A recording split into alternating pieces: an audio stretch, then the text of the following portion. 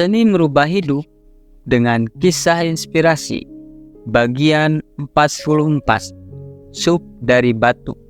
Ada 3 orang bijaksana yang berjalan di sebuah desa kecil yang tampak miskin. Hal itu terlihat dari peta-peta sawah sekitarnya yang sudah tidak menghasilkan apapun. Beberapa waktu lalu terjadi perang di negeri itu, dan sebagai rakyat jelata, merekalah yang terkena dampaknya.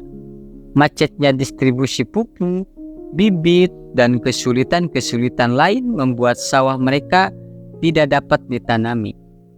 Hanya sekitar puluhan orang saja yang masih tetap setia tinggal di sana. Beberapa orang mengerubuti 3 orang bijaksana itu. Penduduk desa itu memelas dan meminta sedekah sesuatu yang bisa dimakan.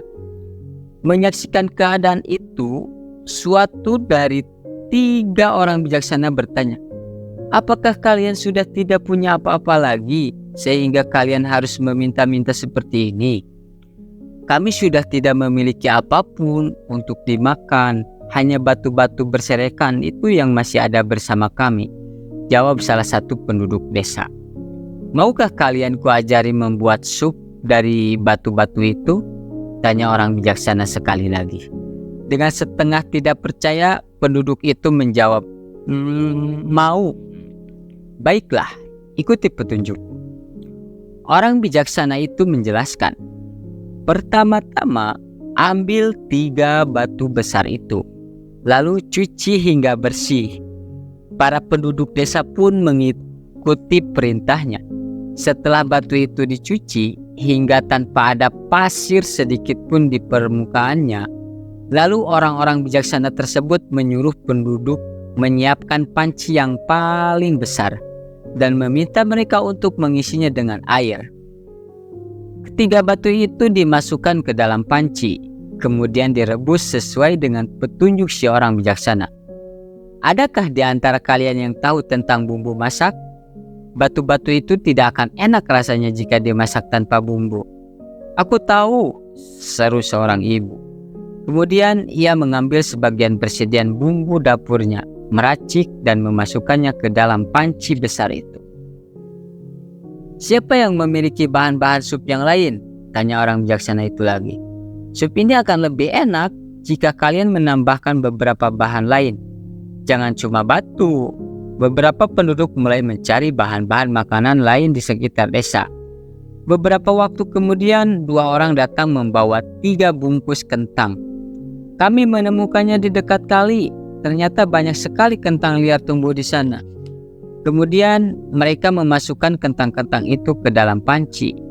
Kurang dari 1 menit, seorang ibu datang membawa buncis dan sawi. "Aku masih punya banyak dari kebun yang ada di halaman belakang rumahku," kata ibu tua itu. Tak lama kemudian, seorang bapak datang membawa 3 ekor kelinci. "Aku berhasil memburu 3 ekor kelinci. Kalau ada waktu banyak, mungkin aku bisa membawa lebih banyak lagi. Aku baru saja menemukan kawanan kelinci di balik bukit itu." Dengan bantuan beberapa orang, 3 kelinci itu pun disembelih dan dimasukkan ke dalam panci. Merasa telah melihat beberapa orang berhasil menyumbangkan sesuatu, penduduk-penduduk yang lain tidak mau kalah. Mereka pun mulai mencari sesuatu yang dapat dimasukkan ke dalam panci sebagai pelengkap sup batu. Kurang dari 1 jam, beberapa penduduk mulai membawa kubis, buncis, jagung, dan aneka sayuran lainnya. Tak hanya itu, anak-anak yang membawa bermacam-macam buah dari hutan, mereka berpikir akan enak sekali jika buah-buah itu bisa dijadikan pencuci mulut sesudah sup disantap.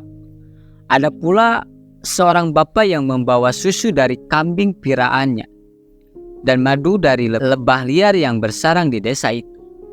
Beberapa jam kemudian, sup batu itu matang.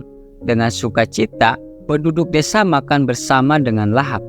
Mereka sudah sangat kenyang, hingga mereka lupa memakan batu yang terletak di dasar panci. 3 orang bijaksana itu hanya tersenyum melihat tingkah para penduduk desa, dan mereka berpamitan untuk meninggalkan desa itu. Sebelum beranjak, Seorang bapa memeluk ketiga orang itu sambil berkata, "Terima kasih telah mengajari kami membuat sup batu." Halo Facebook, pesan inspiratif yang dapat kita ambil dari kisah ini: saat sedang dihadapkan kepada suatu masalah, seringkali kita merasa masalah tersebut terlalu berat. Padahal bisa jadi masalah itu tidak seberat yang kita pikirkan. Sesungguhnya tidak ada masalah yang berat jika kita menyelesaikannya secara bersama-sama.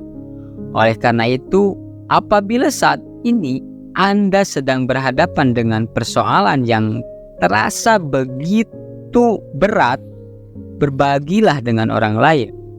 Datanglah kepada ayah, ibu, saudara, sahabat, guru, atau orang-orang yang menurut Anda bisa mengerti dan memahami yang sedang Anda alami. Maka berbagilah dan Anda akan rasakan manfaat berbagi itu.